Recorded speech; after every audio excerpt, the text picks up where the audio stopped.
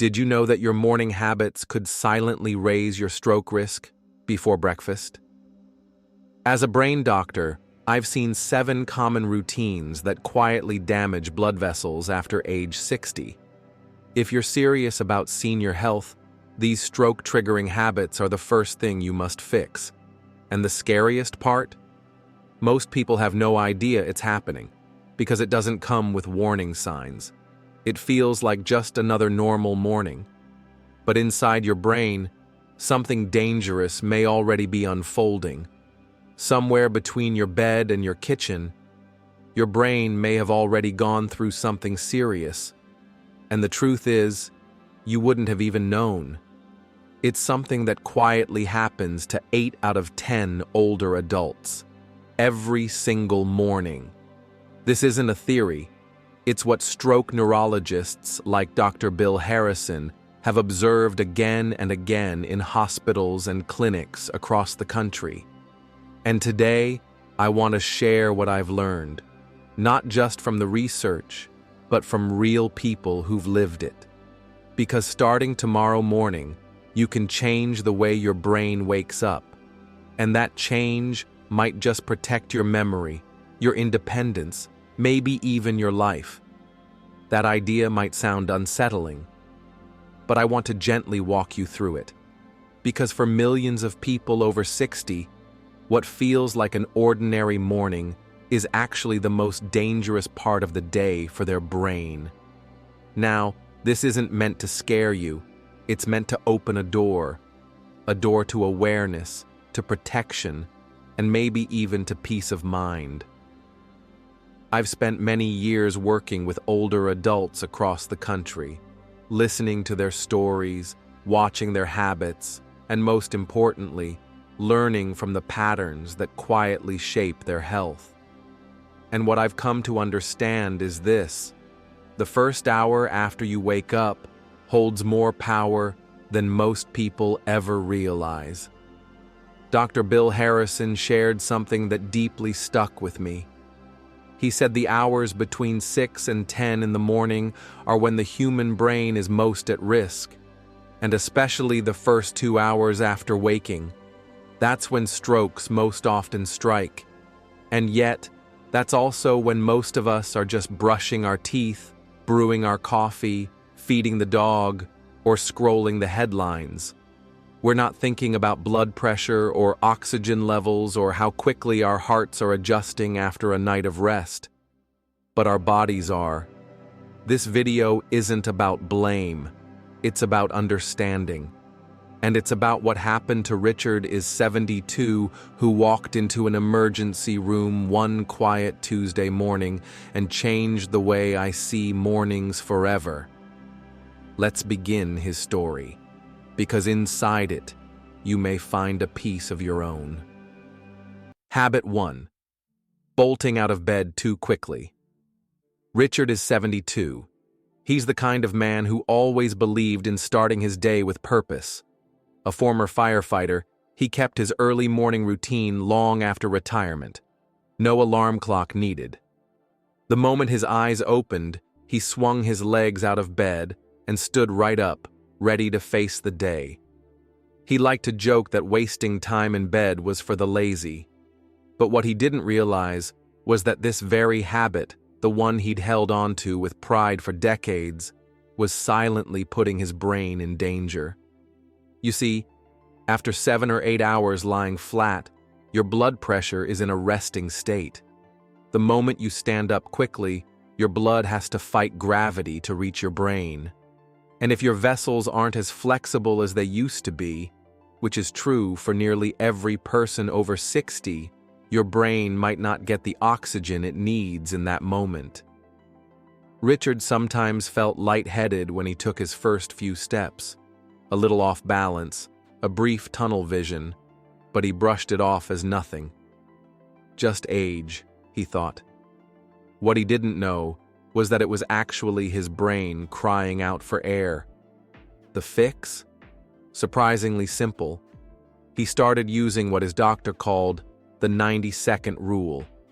Now, every morning, Richard takes 10 seconds to breathe slowly. Then he gently moves his ankles and fingers to get circulation going. He slowly sits up, rests his feet on the floor, and waits a few more seconds before standing. That short pause, less than 2 minutes, changed everything. His morning dizziness stopped, and more importantly, the fog he used to feel throughout the day began to lift. It wasn't age, it was how he woke up. Habit 2. Ignoring subtle warning signs. Before that morning in the kitchen, Richard had been having small slips, forgetting words, slurring a phrase here and there, sometimes a strange tingling in his left hand. It would go away in a few minutes, so he told no one. But the truth is, those moments weren't harmless. They were silent alarms. Neurologists like Dr. Bill Harrison have a name for them: transient ischemic attacks, or mini strokes. They're brief, but they're serious. They often happen within 24 hours of a major stroke. Richard's doctor taught him the FAST method: face drooping, arm weakness, speech difficulty, and time to call emergency services. But more than that, he was encouraged to write down any odd sensations or speech slips: date, time, how long it lasted. That little notebook became Richard's lifeline, because when patterns began to appear, his care team could act before things became dangerous. It turns out, listening to your brain when it whispers is what keeps it from screaming later. Habit 3. Hidden sodium in healthy breakfasts.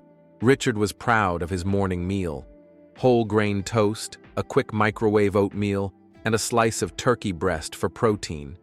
He figured it was clean eating, but hidden in those innocent foods was over 600 milligrams of sodium before 9 a.m. As we age, our blood vessels stiffen. Sodium tightens them even more. That pressure doesn't just affect your heart, it hits the smallest blood vessels in your brain first. When his doctor had him switch to plain rolled oats with fresh berries and limit processed breakfast meats, something remarkable happened. His morning blood pressure readings dropped by 15 points. He even noticed fewer afternoon headaches. Now, Richard sticks to simple whole foods, and every time he prepares his breakfast, he says he's feeding his brain, not just his belly. Habit 4. Taking all medications at once, often with coffee. For years, Richard would swallow his morning pills with his first cup of coffee. Blood pressure meds, statins, and sometimes aspirin all down in one go. It was easy, efficient, but also risky. Caffeine can interfere with how certain medications are absorbed. Some combinations can make blood pressure swing too low or too high. And for Richard, that meant moments of shakiness and fatigue he couldn't explain. Once he began spacing out his meds, following label instructions more carefully, using a timed pill organizer, those mystery symptoms began to fade. It wasn't about taking fewer pills. It was about taking them smarter. Habit 5. Skipping water and going straight for coffee. Like so many people, Richard's mornings revolved around coffee. The smell, the warmth, the ritual. But what he didn't realize was that after a night of sleep, his body was already mildly dehydrated. Drinking coffee on top of that just made things worse. Coffee constricts blood vessels and dehydrates you further.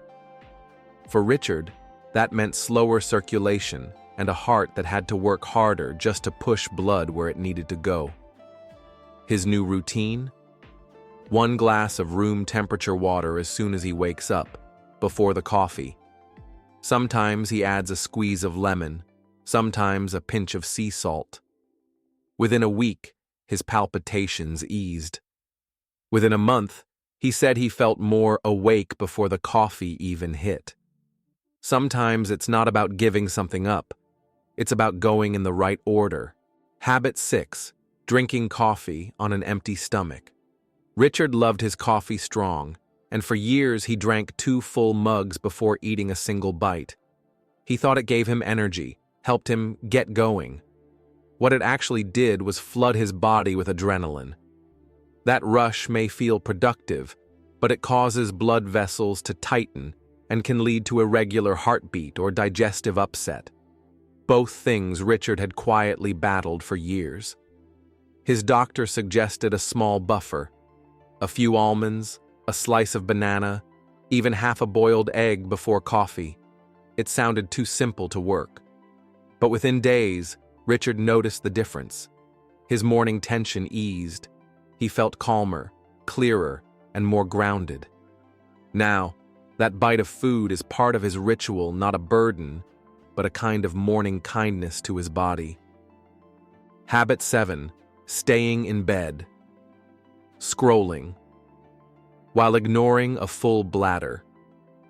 Before all these changes, Richard had a habit of lingering in bed after waking.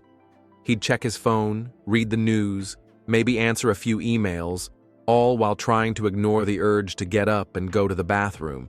It didn't seem like a big deal, but holding in urine increases pressure inside the body. And for older men, especially those with prostate issues, that strain can trigger a spike in blood pressure or irregular heartbeat. Now, Richard treats that early bathroom trip as his first act of self-care for the day. No more scrolling until after he's up and moving.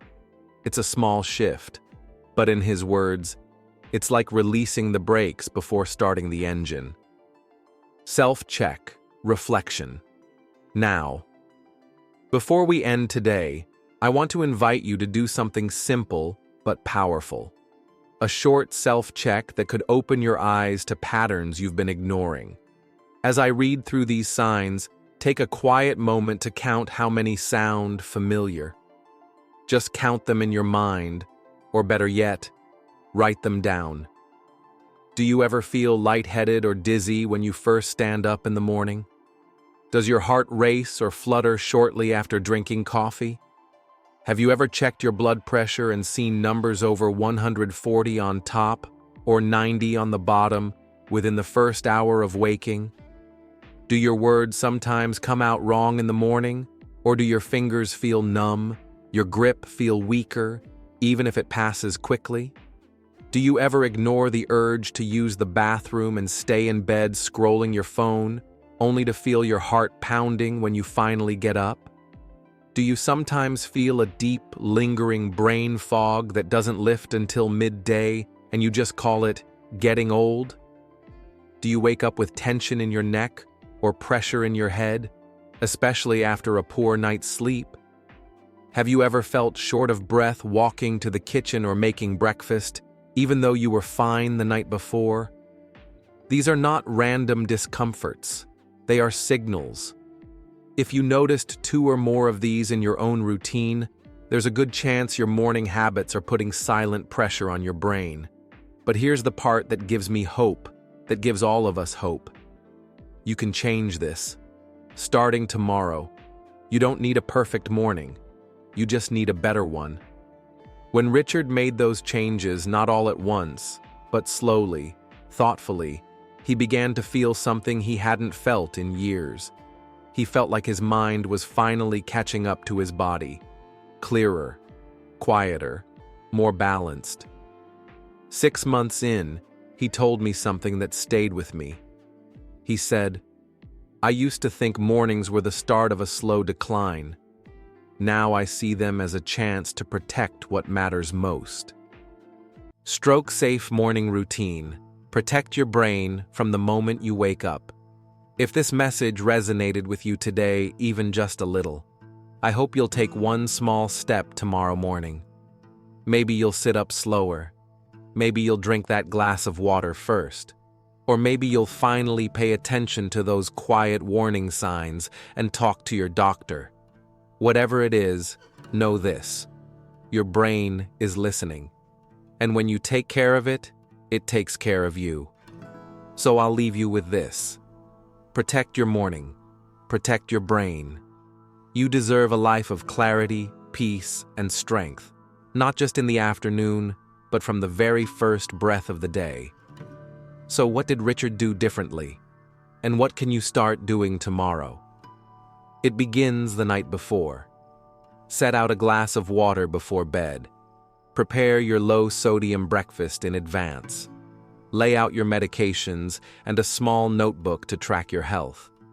Because when your brain is groggy, decision-making is harder, so make things easier for your morning self.